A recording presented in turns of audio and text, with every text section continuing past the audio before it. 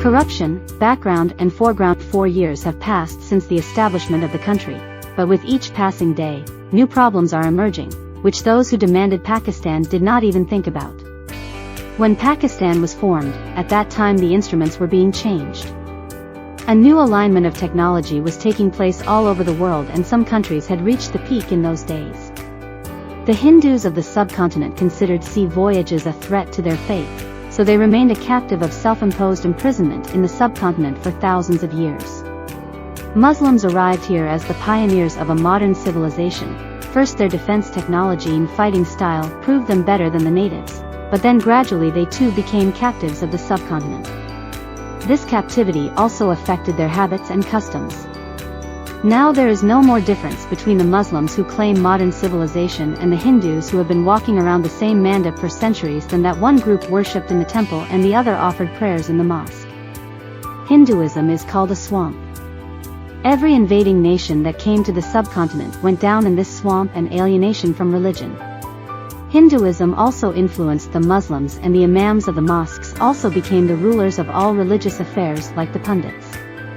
At the time of birth, the pundit used to recite the Yavid and the Maulvi Azan, so the Maulvi Sahib also started making his right to the pundit mandar over the mosque more powerful than the Muslims.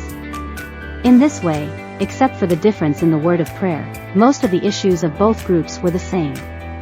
The working women of ordinary Muslim families used to remove them from the elders just like the Hindu women, while the women of the more prestigious or wealthy families wore full veils and even used a palanquin to go out or went out of the house only in the dark. India was still called India when Muslim families ruled here for hundreds of years. No one considered creating a separate country for Hindus, nor was a separate state for Muslims considered necessary. That is, the general situation was so tense that the king did not think of it. In the same way, the Muslim rulers of high-ranking Muslim scholars, while distinguishing them from other nations of India, strengthened the feudal system by forgetting their attribute of better fighting ability and strategy. Warrior Muslims now lived like a king and were called feudal lords. Humans have become despicable insects. On the other hand, Hindus made themselves more politically active by being present in the royal courts. They started playing an important role in forming alliances and governments. The Muslims who handed over religion to Maulvi handed over politics to Hindus. When the British entered India, the Hindus realized that the British were going to establish secret relations with the Muslims. The unhesitating consumption of alcohol in communal gatherings brought the Hindu closer to the British, while the invitation of the Muslim to these gatherings became less and less frequent and then ceased.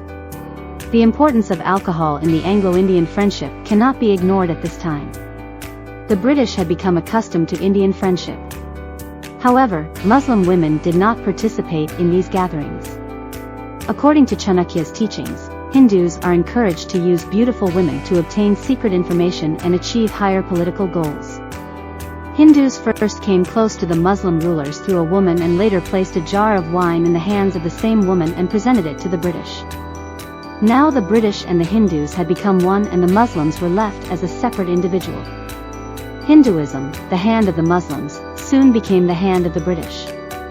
His straight-faced Englishmen quickly became politically inferior to him.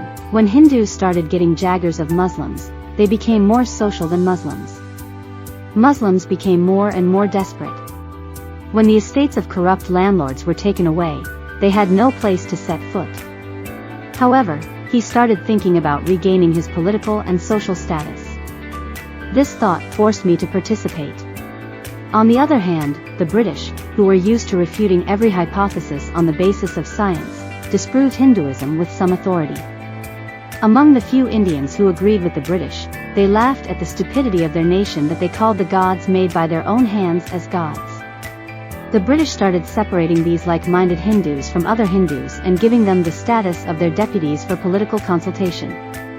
Internally, he was frightened by the labor movements and the teachings of some intellectuals to such an extent that he began to feel afraid that the message of these intellectuals would reach India, and the people here would not rise up against the government. At the beginning of the 19th century, Britain, which was the largest industrial country in the world, was there, and the condition of the workers was very bad. The peasants who were evicted from the land started building machines thinking that it was these machines that were taking away their livelihood. although it was all the fault of the capitalist system which could not absorb the evicted from the fields into the factories. In 1817, this movement gained so much attention that the Parliament passed a law that fixed the death penalty for breaking machines, so in January 1813, 13 people were hanged for breaking machines in just one city.